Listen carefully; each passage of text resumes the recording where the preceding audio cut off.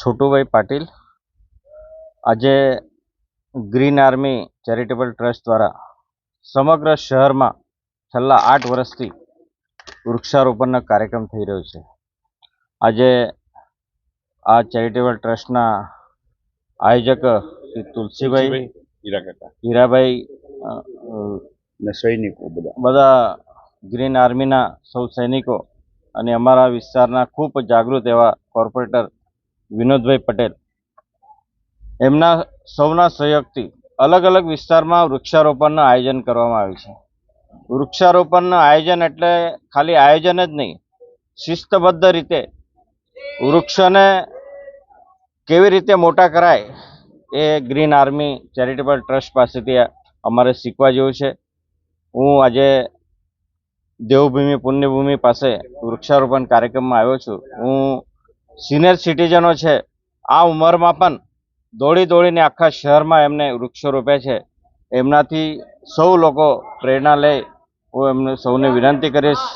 અને એમાં વિશેષ એવું છે કે જેમનો જન્મદિવસ હોય એ લોકો વિશેષ એમની પાસે જાય છે કે અમારા 100 ઝાડ 200 ઝાડ 500 ઝાડ રોપવાના છે, એમને એ રીતના મદદ કરે છે। અને હું સૌને વિનંતી કરીશ કે આમનું જે કાર્ય છે ગ્રીન આર્મી ચેરિટેબલ ટ્રસ્ટ તમે એકવાર જોજો અને દરેક વિસ્તારમાં આ વૃક્ષો વાવેલા જ છે। હું ફરી ગ્રીન આર્મી ચેરિટેબલ ટ્રસ્ટને ખૂબ ખૂબ શુભેચ્છા પાઠવું છું।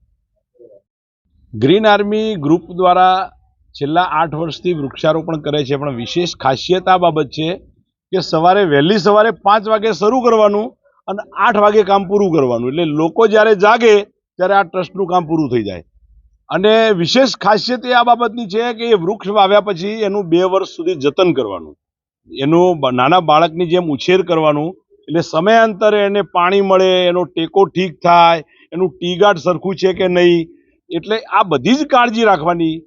2 ફૂટનો ખાડો જ્યાં સુધી જમીનનો લેવલ નહીં મળે ત્યાં સુધી ખાડો કરવાનો, આ બધું કામ શિસ્તબદ્ધ રીતે એક વૃક્ષ વાવ્યા પછી એ ઉછેરવું જ જોઈએ એ ભાવ સાથે કામ કરતી આ ગ્રીન આર્મી ટીમે પર્યાવરણ બચાવવા માટે, લોક જાગૃતિ માટે અમે એમને જ્યારે મળ્યા ત્યારે ખૂબ ઉત્સાહભેર મોટા વરાછાથી આ કાર્યકર્તાઓ અહીંયા આવીને આપણા વિસ્તારની અંદર વેસુ અલથાણ જેવા વિસ્તારની અંદર આજે જ્યારે વૃક્ષારોપણ કરવા માટે સતત સામેથી આપણને ફોન કરે છે કે આવતીકાલનો પ્રોગ્રામ શું છે, કાલે ક્યાં રોપવાના છે। આવું જાગૃત ગ્રુપ એટલે આ ઉંમરે હીરા કાકા, તુલસી કાકા અને સમગ્ર ટીમને જેટલા પણ અભિનંદન આપીએ એટલા ઓછા છે। અને વિશેષ અભિનંદન મારે અમને આજે પ્રોત્સાહિત કરવા માટે વહેલી સવારે છોટુભાઈને ખાલી એક ફોન કર્યો અને અમારી વચ્ચે ઉપસ્થિત થઈ અમારો જુસ્સો વધાર્યો છે, અમને કામ કરવાની પ્રેરણા મળે એ ભાવથી અમારી સાથે જોડાયા છે। દિલથી આપનો આભાર માનું છું।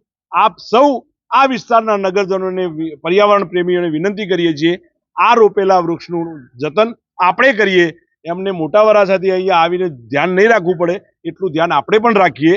અસ્તુ, ભારત માતા કી જય, જય જય ગરવી।